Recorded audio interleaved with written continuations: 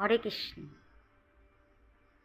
আমি একটা কথা বলছি, মা বোনেরা মন দিয়ে একটু শুনবেন।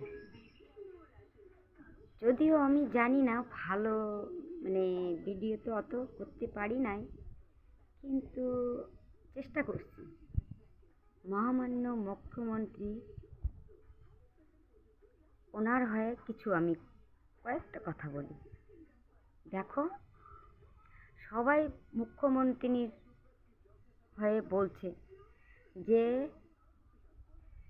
মুখ্যমন্ত্রী এটা দিতে চাইছে, ওটা দিতে চাইছে, কিন্তু দিল না কেন, এটা করলো না কেন, ওটা করলো না কেন।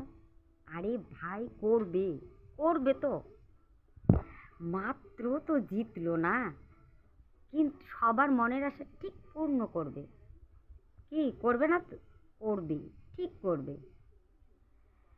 যেটা দিতে চাইছে, আজ হোক 2 দিন পরে হোক, ওনারা তো বলছে 3 মাস পরে দিবেই। একটু ধৈর্য ধরো, অন্নপূর্ণা ভাণ্ডার সবাই পাবে। আচ্ছা ভাবে দেখো তো, যখন দিদি আসছিল তখন কি এত তাড়াতাড়ি দিছিল লক্ষ্মীর ভাণ্ডার? দেয়নি তো। তাই মুখ্যমন্ত্রী শুভেন্দুবাবু কথা যখন দিয়েছে, তখন সবাই পাবে, সব মা বোনরা পাবে। ঠিক আছে?